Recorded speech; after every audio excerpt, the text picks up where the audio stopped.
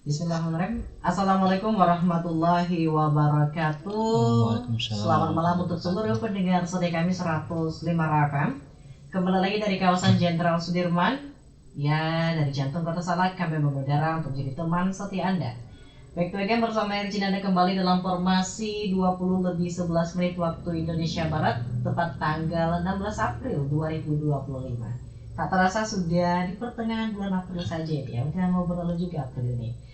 Lain tak bukan, di malam hari ini rekan Rawu dimanapun berada, kita seperti biasa di Rabu malam akan melakukan talk show bersama Uin Syahada yang setiap pekannya menghadirkan diskusi inspiratif, kritis, dan mendalam bersama para dosen dan pakar dari Uin Syahada Padang Sidimpuan. Malam ini kita akan membahas sebuah tema yang sangat relevan dan penting, khususnya untuk para orang tua, guru, pembina remaja, hingga para remaja itu sendiri, yaitu dengan tema strategi konseling Islami dalam mengembangkan religiulitas remaja. Di tengah tantangan zaman, derasnya arus informasi serta perubahan sosial yang cepat, pertumbuhan religiusitas remaja menjadi isu yang kompleks. Bagaimana konseling Islami hadir tidak hanya sebagai pendekatan psikologis, tetapi juga sebagai pendekatan spiritual yang membentuk karakter, akhlak, dan kedekatan remaja pada nilai-nilai ilahi. Untuk itu malam ini telah hadir bersama kita Bapak Dr. Fahri Siregar MPDI, seorang akademisi sekaligus praktisi di bidang konseling Islami.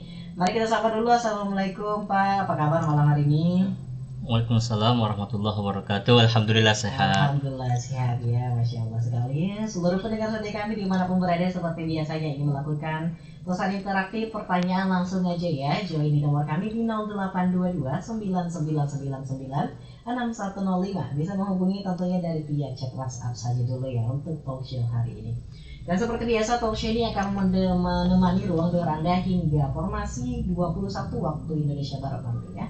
Oke Pak, mengenai tema kita di malam hari ini benar sangat relevan sekali dengan kasus sekarang.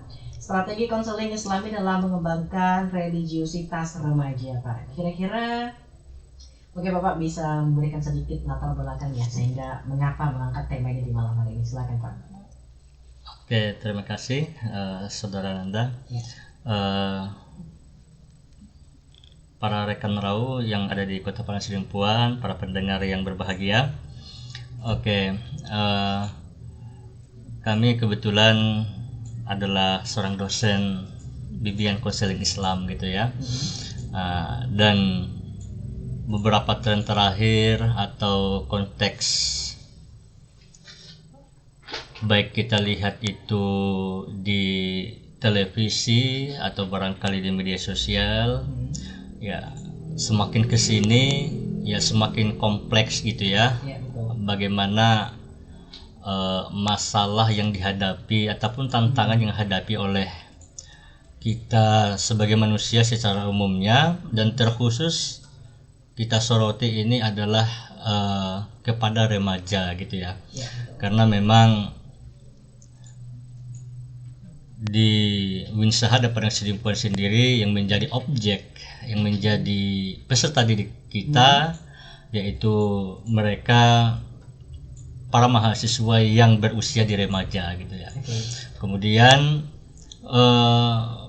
kasus-kasus yang terjadi gitu ya, kita ketika melihat barangkali di kota-kota besar yang sudah sangat banyak terjadi sampai hari ini, dan 5 tahun terakhir ya, boleh kita katakan 5 tahun terakhir di Kota Padang Sidimpuan pun sudah mulai merambah.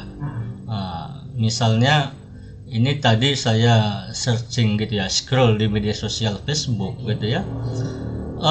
Ini artikelnya belum sempat di-share gitu, belum sempat dibuat gitu barangkali. Sopir angkot itu memperkosa anak SMA gitu ya. Ini di Padang Sidimpuan loh.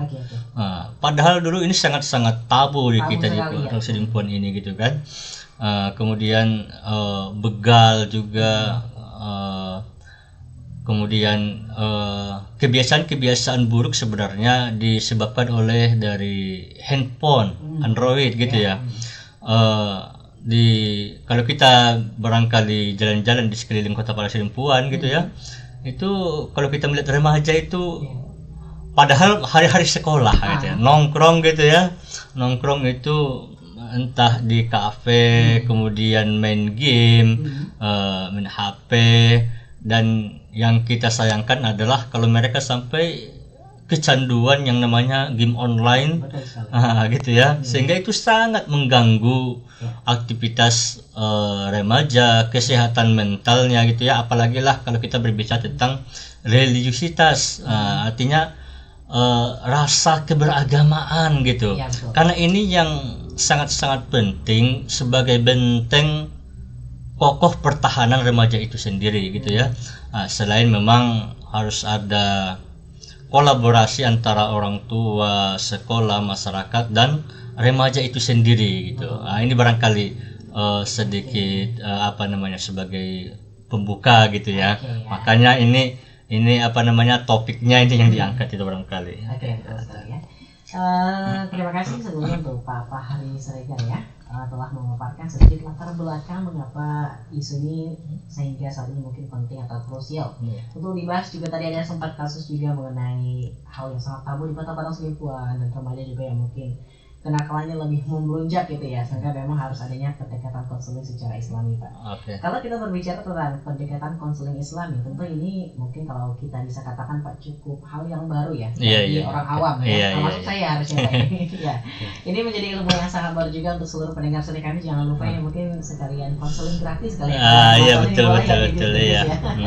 Oke Pak, ini ada satu tanggapan yang perlu Bapak tanggapi ya. Sebenarnya apa yang membedakan ya pendekatan konseling Islami dengan pendekatan psikologis konvensional dalam menangani remaja, Pak? Dalam kasusnya mungkin di SMA, di SMP mungkin ya, ke SMA itu mungkin ada BK, Pak ya. Iya betul. Apakah ada perbedaan gitu yang mungkin signifikan dan lain sebagainya? Silakan Pak, boleh dijelaskan. Oke. Kita flashback yang pertama, kita lihat dari sejarah gitu ya, bahwa memang awal munculnya dari segi keilmuan itu namanya bimbingan konseling. Itu lahirnya di Amerika. Jadi waktu itu lahirnya bimbingan konseling itu untuk mengatasi pengangguran. Pengangguran.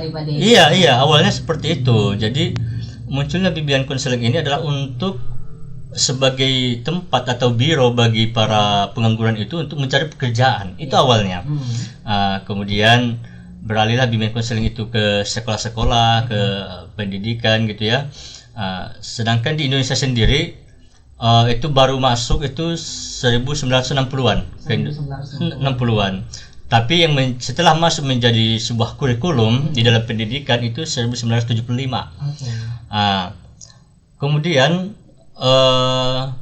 awalnya bimbingan penyuluhan. Ketika itu namanya bimbingan penyuluhan, kemudian beralih ke sekarang menjadi bimbingan konseling. Kemudian apa yang menjadi perbedaan gitu ya antara bimbingan konseling dan bimbingan konseling Islami gitu ya. Jadi berdasarkan referensi atau sumber yang kami baca gitu ya, baik dari buku ataupun beberapa artikel, paling tidak ada beberapa perbedaan. Yang pertama adalah dalam bukunya Tohari Musnamar itu, ini adalah buku yang pertama kali ya, kalau boleh kita katakan buku pertama kali bimbingan konseling Islam di Indonesia oleh Prof. Tohari Musnamar. Itu di situ dikatakan yang pertama dari sisi kesehatan mental. Jadi kalau dia bimbingan konseling, kesehatan mental itu adalah yang terjadi hari ini pada diri seseorang itu dan yang akan datang, kan gitu ya. Sedangkan dan itu tidak ada istilahnya final gitu ya. Tapi kalau di bimbingan konseling Islam, ternyata kesehatan mental itu dipengaruhi oleh bukan hanya hari ini, tapi masa lalu, hari ini yang akan datang. Dalam arti apa maksudnya di situ adalah ada kesehatan mental itu yang bukan hanya bercerita kehidupan dunia, tapi bercerita tentang akhirat. Kan gitu. Itu satu. Kemudian yang kedua, di dalam konsep bimbingan konseling itu adalah sifatnya membantu, ataupun kalau dia bimbingan, kalau dia konseling adalah mengatasi masalah secara psikologis yang terjadi dalam diri individu ya, tentang masalahnya hari ini juga. Tidak berbicara di situ tentang ada namanya pahala dan dosa, gitu ya. Jadi bimbingan konseling ya cukup bercerita di situ ya.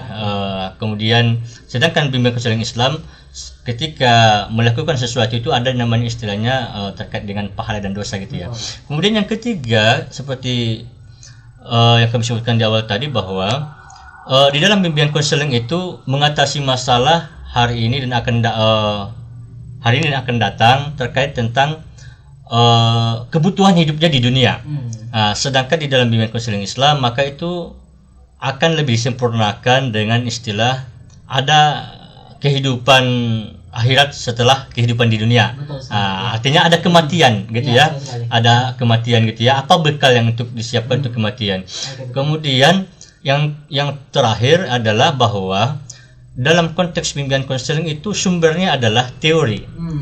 Teori dari sisi keilmuan bimbingan konseling itu sendiri. Ya gitu ya. Bisa dia psikologi, bisa pendidikan, antropologi, sosiologi. Sedangkan bimbingan konseling Islam itu sendiri maka dia bersumber dari Al-Quran dan hadis. Artinya kita bimbingan konseling Islam ini tidak menolak bimbingan konseling secara umum, tidak, tapi kita menerima bimbingan konseling kemudian kita sempurnakan. Kita sempurnakan. Ada penyempurnaan dan ada yang kita filter. Artinya tidak semua teori-teori barat itu kita terima 100%, tapi di dalam bimbingan konseling Islam ini kita sempurnakan bahwa karena kita memang meyakini semua ilmu pengetahuan itu ada di dalam Al-Quran dan hadis itu sendiri. Apapun itu. Misalnya yang menjadi dalil dalam bimbingan konseling Islam itu sangat banyak sekali. Di dalam agama Islam kita sholat minimal 5 kali sehari semalam. Di dalam surah Al-Fatihah kita mengucapkan a'udzubillahi minasyaitonirrajim ihdinas siratal mustaqim. Ya Allah, tunjukilah kami ke jalan yang lurus. Ini berapa kali kita baca ini gitu ya. Ini ayat bimbingan ini. Tunjuki kami ke jalan yang lurus. Kemudian yang sering memang di dalam buku bimbingan konseling Islam adalah itu surah Al-Asr. A'udzubillahi minasyaitonirrajim wal 'asr. Innal insana lafi khusr illal ladzina amanu wa 'amilus solihati wa tawassaw bil haqqi wa tawassaw bis sabr. Demi masa ya manusia itu dalam kerugian gitu ya, kecuali orang-orang yang berilmu dan beriman dan beramal soleh dan saling menasihati dalam kebaikan dan kesabaran. Ini yang menjadi perbedaan bimbingan konseling Islami dengan bimbingan konseling. Terima kasih untuk Bapak yang telah menjabarkan ya kalau mengenai tentang perbedaan konseling Islami dan juga konseling biasa seperti seperti itu. Tadi sempat disinggung oleh Bapak juga kalau bahwasanya dalam konseling Islam ini bukan berarti tidak menerima ya teori dari Barat barangkali tapi memfilter lebih filter. Tapi Pak, tadi Bapak singgung juga tentang ke religiusitas ya, tentang keibadahan di akhirat dunia ya. Jadi ini timbul satu tanggapan lagi buat Bapak ya. Apakah selama ini sebenarnya ada kekeliruan ya dalam memandang ya religiusitas hanya sebagai aspek ibadah ritual dan bukan bagian dari keseimbangan psikologis dan spiritual, Pak. Itu seperti apa Pak? Boleh ditanggapi juga Pak? Iya betul ya. Jadi kan religiusitas ini adalah sikap keberagamaan gitu ya. Kenapa dikatakan religiusitas gitu ya? Jadi supaya kita secara sederhana, supaya kita memahami kehidupan, kemudian memahami agama itu bukan hanya sebagai ritual, tapi ada di situ adalah penghayatan yang mendalam. Jadi ini sering dikutip oleh Glock dan Stark gitu ya, bahwa religiusitas itu ya sikap keberagamaan, baik itu dari sisi ideologi atau kepercayaan, intelektual atau pengetahuan, atau dari pengalaman beragama. Kemudian yang terakhir adalah ada hikmah dari agama itu sendiri, ada penghayatan di dalam dirinya gitu ya. Sehingga kalau kita hanya menjalankan agama berdasarkan ritual, pengetahuan tanpa ada pendalaman yang apa namanya istilahnya itu antara teori dan praktek gitu ya. Antara apa sih hikmah dari ketika kita melakukan ritual, ada nggak hikmahnya bagi kita, gitu kan? Bagaimana kita memahami agama ini gitu ya? Itu secara sederhana. Untuk Pak Fahri mungkin satu tanggapan lagi Pak. Iya. Kalau kita udah dulu ya dasar pemikiran mungkin atau Iya. tentang konseling Islam ini. Iya. Sebelum kita jeda Pak, satu lagi kalau menurut Bapak pribadi ya mungkin yang udah berpengalaman, jam terbangnya udah cukup jauh ya, bukan cukup jauh, maksudnya udah jauh ini ya. Oke Pak, menurut Bapak ini mengapa konseling Islam ini penting diterapkan saat ini ya, khususnya untuk membentuk religiositas remaja di era digital yang post-truth seperti sekarang Pak. Oke. Sebelum kita jeda silakan Pak. Oke. Konseling itu kan intinya adalah dialog, intinya adalah komunikasi, gitu ya. Barangkali ketika kita berdialog atau berkomunikasi dengan remaja itu lebih berterima, lebih masuk akal, lebih didengar, gitu ya, dibanding misal ketika kita menyuruh dia itu mendengarkan ceramah dari YouTube, gitu ya, atau barangkali dia boleh dikatakan istilah bosan, gitu ya, ketika misalnya dinasehati oleh orang tua, gitu ya. Maka di dalam konseling Islam kan ada teknik namanya teknik konseling sebaya, tutorial. Sebaya artinya teman itu boleh memberikan nasihat kepada temannya, kan gitu. Jadi kalau dikatakan konseling ini untuk meningkatkan realitas remaja itu maksudnya adalah ya upaya seorang konselor, gitu ya, atau ahli atau seorang guru BK, gitu ya, untuk mengembangkan rasa keberagamaan remaja, ya, sehingga dia punya kekuatan, punya benteng untuk menjauhi hal-hal yang negatif pada dirinya. Kenapa? Karena memang lingkungan itu sangat mempengaruhi, baik itu di rumah atau di sekolah atau di masyarakat, gitu ya. Jadi makanya handphone itu ya semua sebenarnya bukan hanya handphone, gitu ya. Hasil dari teknologi itu punya sisi positif dan negatif, gitu ya. Sama halnya dengan pisau. Kita manfaatkan kepada hal-hal yang fungsinya bermanfaat. Tapi ketika itu untuk kejahatan bisa. Handphone itu luar biasa manfaatnya. Dulu kan handphone hanya telepon dan SMS, gitu ya, nggak bisa melihat orang. Tapi sekarang dengan adanya media sosial, adanya YouTube dan segala macamnya, maka bagaimana kita menggunakan itu, kan gitu ya. Artinya ya secara sederhana konseling ini adalah merupakan teknik ataupun upaya supaya remaja itu terhindar dari hal-hal yang negatif lah. Ini dikatakan dengan upaya pencegahan, ya, boleh upaya pencegahan ataupun preventif, dan ada juga upaya pendidikan, ada upaya pengembangan, ada juga upaya kuratif, artinya mengobati, ya. Jadi ada terkadang udah terkena kasus, jadi mengobati, gitu ya. Maka ada istilah bimbingan dan konseling. Bimbingan itu sebenarnya upaya pencegahan, bimbingan, gitu ya. Sedangkan konseling memang lebih kepada kuratif atau membantu ataupun menolong.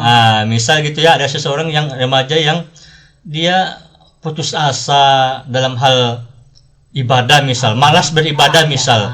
Sehingga ketika kita melakukan dialog, dia lebih bersemangat lagi, menjadi sebuah memberikan motivasi, gitu kan. Atau dalam hal belajar, boleh ya, dalam hal belajar. Maka ada dalam 4 bidang sebenarnya dalam bimbingan konseling, ada akademik, ya, ada pribadi, ada sosial, ada akademik, dan ada karir ataupun pekerjaan. Gitu ya. Ini secara singkat, gitu ya. Oke, tadi sudah disampaikan oleh Pak Fahri juga ya, mengenai konseling Islam penting diterapkan untuk saat ini. Memang sangat setuju juga ya yang disampaikan oleh Pak Fahri. Tapi untuk rekan Raul, kita akan jeda sesaat dulu beberapa menit ke depan untuk seluruh pendengar setia kami yang masih ingin menyimak hingga pukul 21 waktu Indonesia Barat nanti. Silakan interaktif juga di nomor 0822 9999 Bisa menghubungi dari via chat WhatsApp, dan juga kalian yang ingin melihat cuplikan penuh bisa langsung ke YouTube kami, nanti akan diupload di Rakam Padang Selipon. Kita akan jeda, stay tune terus hanya di 105 Rakam Your Lifestyle. Di kawasan Jenderal Sudirman 105 Rakam, tentunya masih bersama Rizkyanda dan juga narasumber kita Bapak Rektor Fahri Siregar MPDI. Tadi kita sudah bahas mengenai dasar pemikiran atau mungkin urgensi konseling Islami yang telah disampaikan oleh beliau. Mungkin kita akan ulik lagi mengenai strategi penerapan konseling Islami, Pak, ya. Kalau menurut Bapak sebenarnya bagaimana bentuk ideal proses konseling Islami? Apakah selalu harus dilakukan oleh seorang ustadz ya, atau ustazah, atau bisa dilakukan oleh guru, atau juga bisa dilakukan oleh orang tua yang terlatih? Dan kira-kira Strategi apa yang efektif untuk mengabulkan problem remaja seperti kecemasan, ketakutan akan masa depan atau pencarian identitas ini menjadi permasalahan yang diuji banget, pencarian identitas ya, hilang jati diri kan ini ya. Dengan nilai-nilai Islam yang bisa mereka pahami dan terima Pak. Silakan Pak ditanggapi. Oke, terima kasih Saudara Nanda dan para rekan FM. Ya. Kita lanjutkan kembali ya, bahwa ada istilah guru bimbingan konseling, kemudian ada istilah konselor gitu ya. Kemudian tadi apakah yang melakukan konseling Islam ini adalah seorang orang tua atau ustaz gitu ya. Oke, jadi yang pertama kita lihat di dalam yang formal gitu ya. Kalau kita berbicara tentang formal, maka istilahnya itu hanya dua gitu ya. Yang pertama adalah guru BK ya, guru BK atau guru bimbingan konseling, yang mereka itu bertugas di ada, kalau untuk di Indonesia itu masih banyak di SMA, SMK dan MAN gitu ya. Nah, baru di situ kalau dia di guru BK SMP dan SD itu masih sangat jarang. Maka sebenarnya guru BK di Indonesia masih butuhkan sangat banyak sekali gitu ya. Kemudian yang kedua adalah ada istilah konselor ya. Oke, konselor ini boleh seseorang itu disebut konselor adalah ketika dia sudah sarjana S1 bimbingan konseling, kemudian dia mengambil spesial konselor lagi, profesi gitu. Profesi seperti profesi psikolog gitu kan. Jadi itu guru BK, kemudian ada konselor gitu ya. Itu yang dalam artian sangat-sangat formal dan terlembaga dan diakui, gitu ya. Tapi boleh juga istilahnya, apalagi sekarang sudah ada pengakuan gitu ya, bahwa seluruh yang mereka alumni bimbingan konseling atau bimbingan konseling Islami, maka mereka juga boleh disebut dengan guru BK atau seorang konselor kan gitu ya. Nah ini jadi bukan dalam artian sembarang orang ketika mempraktekannya, misalnya apakah orang tua, apakah guru, apakah ustadz gitu ya. Tapi dalam hal pelaksanaan keseharian sebenarnya terjadi. Misal orang tua itu pasti melakukan bimbingan dan konseling kepada anaknya. Bimbingan kan, dia, nak ayo sholat, itu kan bimbingan. Nak kamu harus berbuat baik supaya orang baik sama kamu. Itu bimbingan. Konseling itu apa? Ketika misalnya seorang ibu punya anak perempuan curhat, gitu ya, Bu, saya di sekolah tadi begini, gitu ya. Ketika dia itu adalah berdialog dengan orang tuanya, itu adalah konseling.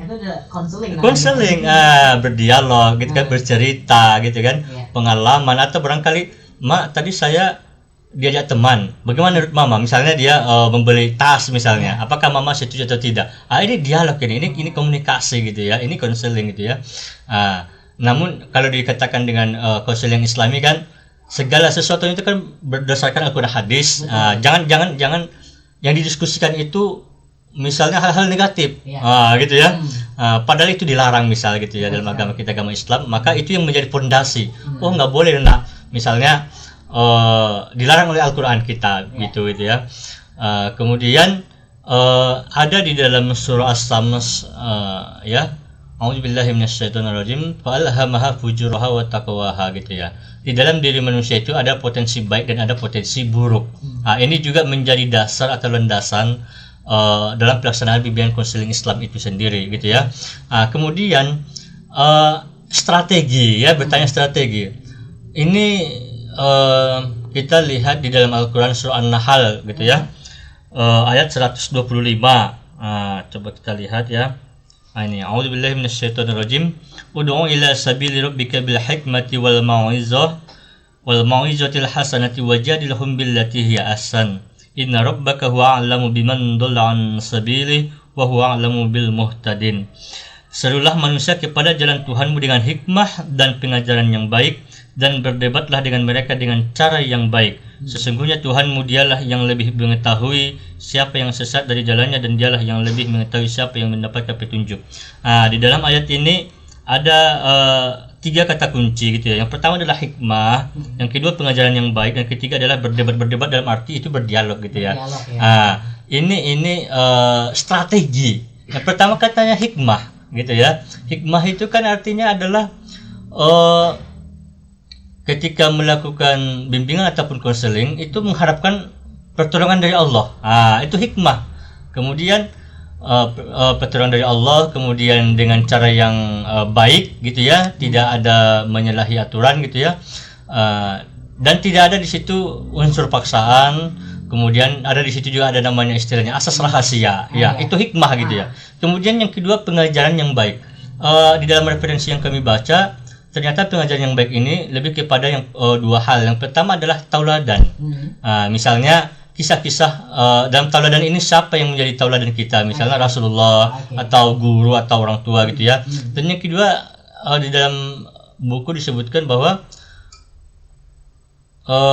pengajaran yang baik itu adalah ketika kita memberikan kisah-kisah atau contoh-contoh, ya bukan hanya Nabi Muhammad gitu ya, atau kisah-kisah sahabat dan segala macamnya. Dan yang ketiga adalah memang di dalam terjemahan istilahnya berdebat, tapi lebih cocok sebenarnya berdialog, berdialog gitu ya. Jadi ini menjadi strategi, 3 strategi gitu ya. Di dalam Al-Quran hanya saja kalau kita jabarkan lagi di sini kami mencari gitu ya. Ada 8 strategi. Oke, yang pertama katanya memanfaatkan Al-Quran dan Sunnah Rasulullah sebagai pedoman, gitu ya, sama sebenarnya tadi. Yang kedua menggunakan metode pembiasaan, tauladan, nasihat dan pengawasan.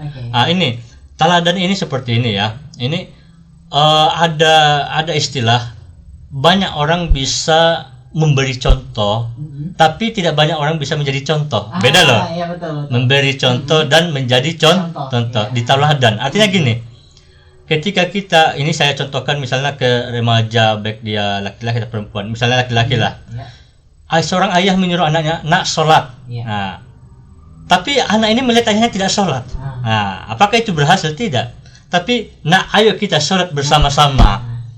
Itu akan lebih berhasil. Artinya orang tuanya dulu mencontohkan. Ini sangat penting ini. Kemudian apalagi strateginya, di sini disebutkan memberikan kesempatan kepada remaja untuk bertanggung jawab dan menghormati keinginannya. Kalau sudah remaja kan artinya dia sudah mengetahui mana yang baik dan buruk, dan dia bertanggung jawab. Misalnya ketika dia melakukan sesuatu yang baik, maka dia akan merasakan hasilnya. Tapi ketika dia misalnya melakukan hal-hal negatif, tentu dampaknya juga akan dirasakan. Jangan tiba-tiba misalnya melakukan sesuatu tapi menyalahkan orang lain. Itu tidak bertanggung jawab. Kan gitu ya. Terus apalagi? Kemudian menggunakan komunikasi yang efektif dan mengedepankan nilai-nilai Islami. Komunikasi yang efektif. Misalnya di rumah, ini contoh lagi di rumah gitu ya.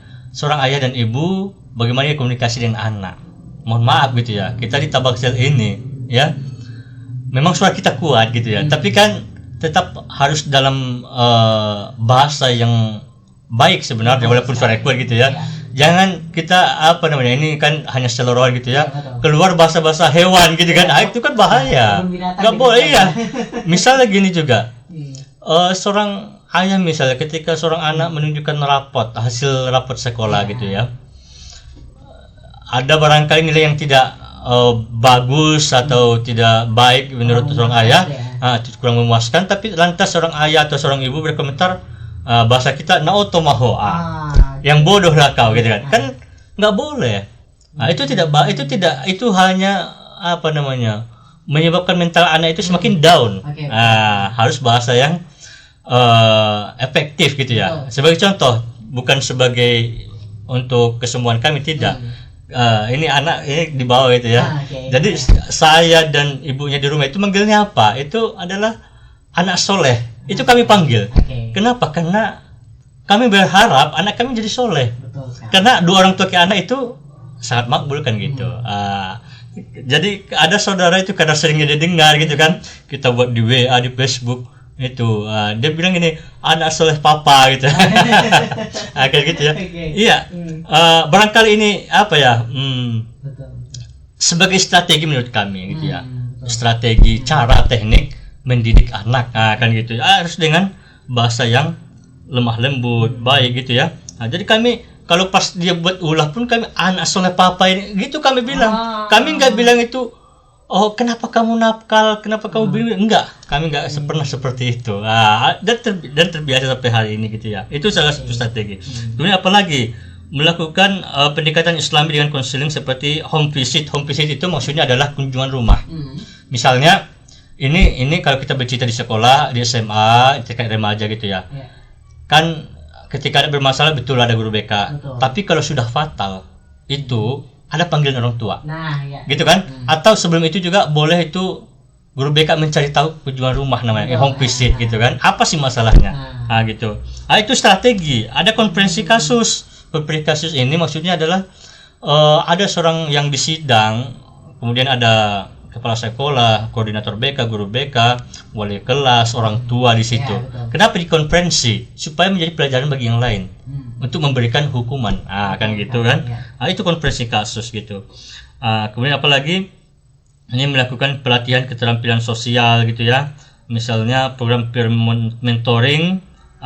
Program peer mentoring ini artinya saling mengajari, integrasi materi anti bullying. Ini bahaya nih anti bullying gitu kan. Kemudian menggunakan metode pengulangan atau dan metode dialog al-hiwar gitu ya, dan memberikan dukungan emosional dengan teknik seperti zikir dan doa gitu. Jadi ini merupakan strategi gitu ya, strategi. Tapi intinya kalau kita sederhanakan lagi strategi itu,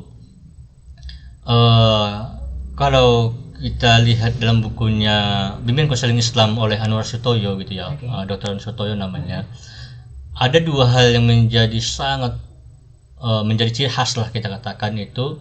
Yang pertama ini, bimbingan konseling Islam identik dengan fitrah manusia. Itu tadi yang kami katakan di awal. Yang kedua, di situ beliau sangat ingin gitu ya, ingin semua orang, bukan hanya remaja itu memahami kembali apa yang menjadi tiga dimensi dalam agama kita, Islam, iman, dan ihsan. Ini barangkali. Ya. Oke ya. Udah disampaikan juga kalau masalah strategi sebenarnya banyak sekali ya. Banyak, iya banyak betul. Tapi mana nih kira-kira yang cocok dan mana-mana yang memang lagi diperlukan dari kondisi yang mungkin yang perlu disesuaikan ya Pak ya. Iya. Satu tanggapan lagi mungkin sebelum kita jeda lagi Pak ya, nanti sebelum kita di closing statement juga dari Bapak Fahri ya. Satu Pak, tadi Bapak sempat singgung nih mengenai katanya ada mungkin suri tauladan ya. Iya. Contohnya ya. Ini kita mungkin mohon maaf untuk seluruh pendengar kami ini masih dalam konteks Islam. Iya betul. Iya. Ini apa mungkin ya peran metode seperti bukan hanya seperti tadabbur Al-Quran bisa nabi lainnya ya, atau zikir itu apakah benar-benar ya dalam proses penyembuhan psikologis remaja itu memang memiliki pengaruh ya? Ini mungkin bisa Bapak jabarkan juga apa ya hasil di lapangan gitu atau dan lain sebagainya. Mungkin silakan Pak sebelum kita jeda. Kita baru melewati yang namanya bulan puasa ya. Iya betul. Kita pasti merasakan saat itu kekuatan spirit ataupun motivasi kita untuk beribadah sangat kuat pada saat itu gitu kan. Bagaimana kita mempraktekkan ini kepada remaja gitu ya. Lagi-lagi pendekatan dengan yang penting pertama tadi kalau disimpulkan gitu ya, tauladan itu tadi pasti. Misalnya gini, di rumah siapa yang menjadi tauladan? Ayah dan ibu, gitu ya. Kemudian di sekolah siapa yang jadi teladan? Guru. Kemudian di masyarakat siapa yang teladan? Barangkali kepala desa gitu ya, perangkat desa gitu ya, dan masyarakat yang yang betul-betul dihormati gitu ya. Ini yang pertama, metode teladan ini sangat berhasil. Ini saya berhasil dari dulu sampai sekarang dalam hal konteks apapun. Yang kedua adalah kepada remaja bagaimana kita melakukan pendekatan, kita menjadi sahabat atau menjadi teman. Apapun profesi kita, misal seorang guru, coba menjadi sahabat atau teman dari remaja itu. Orang tua juga demikian, harus seperti itu untuk memasuki psikologisnya seorang remaja. Jadi kalau kita datang bukan sebagai sahabat atau teman, tapi misalnya sebagai guru BK, ada istilah guru BK itu polisi sekolah, artinya menyeramkan kan gitu. Betul. Maka belum pun dikasih bimbingan, belum dikasih nasihat, maka siswa sudah ketakutan. Tapi harus jadi sahabat atau teman. Itu yang kedua. Yang ketiga adalah dengan bahasa yang efektif ya, dan bahasa yang halus atau lemah lembut gitu ya, sehingga yang kita sentuh itu adalah hatinya. Bukan hanya pikiran, bukan hanya fisik, tapi hatinya. Kalaulah hati sudah disentuh, maka dia akan tergerak. Gitu ya. Maka akan tergerak. Jadi misalnya dua hal dalam strategi atau teknik konseling yang sangat-sangat fundamental menurut kita dalam Islam, yang pertama adalah sholat. Barangkali ketika kita sholat 5 waktu kita merasakan biasa saja, tapi coba kita sholat tahajud. Coba kita sholat tahajud dan di situ kita mengingat dosa-dosa kita yang sudah kita lalui, kan gitu ya. Yang kedua, membaca Al-Quran. Ya, ini kan ada waktu-waktu yang sering kita laksanakan barangkali setelah subuh, setelah maghrib. Tapi coba baca Al-Quran setelah sholat tahajud tadi dan sebelum subuh. Ya kan? Maka ketika tadi muncul pertanyaan apakah akan tergerak seorang remaja itu, kalaulah awalnya itu tidak mungkin memang otomatis gitu ya, tapi awalnya terpaksa pasti akan menjadi habit atau kebiasaan, maka lama-kelamaan akan menjadi kebutuhan. Kalau sudah kebutuhan, insya Allah itu akan berhasil, kan gitu ya. Gak tinggal lagi ya. Jadi kalau sudah kebutuhan, bukan hanya sholat wajib gitu ya. Jadi kalau sudah sholat sunnah, sudah terbiasa gitu ya, tiba-tiba ada halangan, tiba-tiba nggak sholat, itu akan merasa ada yang kurang dalam hidupnya, ada yang hilang kan gitu ya. Ini barangkali strategi yang paling ampuh gitu ya. Oke. Kan lalu mungkin kita akan jeda ya Pak. Satu lagi sebelum mungkin closing statement ya. Terasa mungkin informasi sudah bagian 21 waktu di Barat, tapi kita butuh menghela napas juga ya tadi gitu ya. Jadi kita akan break dengan satu lagu untuk seluruh pendengar setia kami. Tetap stay tune terus hanya di 105 FM Your Lifestyle. Masih di kawasan Jenderal Sudirman 105 FM. Tentunya masih bersama Rizky Nanda walaupun informasi sudah mendekati pukul 21 waktu Indonesia Barat atau pukul 9 malam. Kali ini mungkin satu tanggapan sekaligus closing statement dari Pak Fahri Siregar. Pak ya, silahkan langsung aja. Kira-kira Pak ini sebenarnya bagaimana ya peran sekolah dalam membangun ekosistem yang suportif bagi konseling Islami? Dan setelah ditutup juga closing statement Pak di malam hari ini. Silahkan Pak, singkat aja 4 menit aja Pak, silahkan. 4 menit, oke. Terima kasih saya Lau dan saudara Nanda ya. Oke. Semua ilmu itu ada di dalam Al-Quran gitu ya.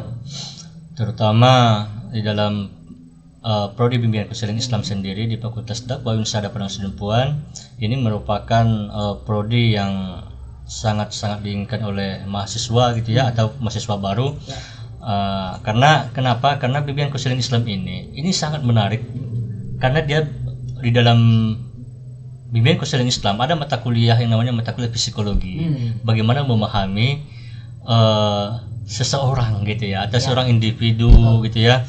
Kemudian ada lagi ilmu-ilmu pendukung, antropologi, sosiologi, pendidikan gitu ya.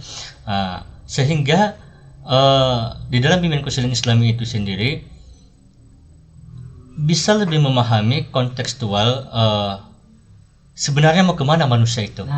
Ini ya.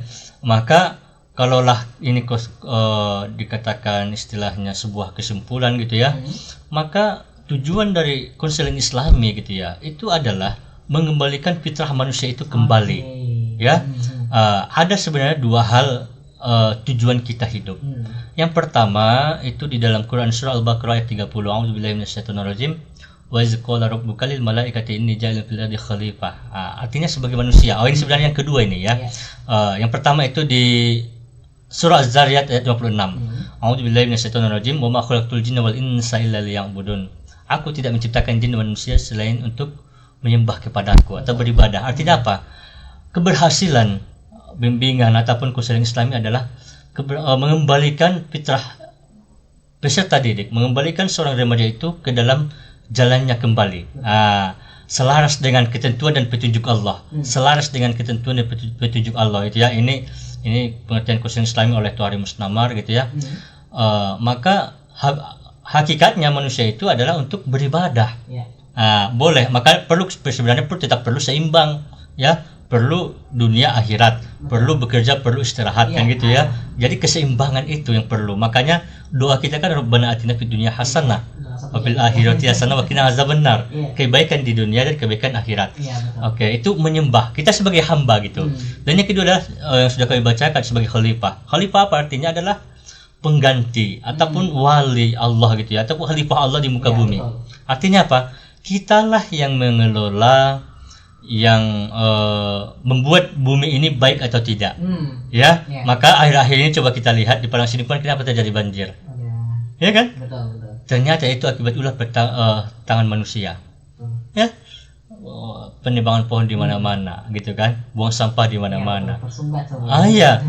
Maka kita jangan salahkan Allah, Iya, betul. tapi kitalah yang melakukan kebaikan ataupun keburukan di dunia ini. Ini artinya konseling Islami ini upaya mengembalikan religiositas itu adalah mengembalikan keberagaman peserta didik atau mengembalikan keberagaman oleh remaja sehingga dia menjadi hamba Allah, menjadi khalifah Allah dan punya benteng, tetap hidup, tetap berjalan dalam hal-hal yang positif, terhindar dari hal-hal yang negatif, apalagi terkait tentang pergaulan, kan gitu ya. Ini barangkali. Oke, tadi ya sekaligus penutup juga dari Pak Haris ya. Dan itu dia talk show kita di malam hari ini, rekan Raul semuanya. Masya Allah luar biasa sekali pembahasan kita malam ini. Kita telah belajar bahwa religiusitas bukan sesuatu yang bisa dipaksakan, tapi perlu ditumbuhkan dengan pendekatan yang lembut, penuh empati, dan tentunya berlandaskan nilai-nilai Islam yang rahmatan lil alamin. Konseling Islam hadir bukan hanya untuk menyembuhkan luka batin remaja, tapi juga menjadi jembatan untuk mengenalkan mereka kepada Allah dengan cara yang lebih membumi, lebih dekat, dan lebih menyentuh hati. Terima kasih banyak kami ucapkan kepada narasumber kita, Dr. Fahri Siregar MPDI, atas ilmu dan inspirasinya. Semoga ini menjadi awal dan semakin berkembangnya konseling Islami sebagai solusi permasalahan generasi muda kita. Saya Arjinanda pamit undur diri, sampai jumpa dalam talk show Win Syahada selanjutnya. Wassalamualaikum warahmatullahi wabarakatuh. Waalaikumsalam warahmatullahi wabarakatuh. Yes.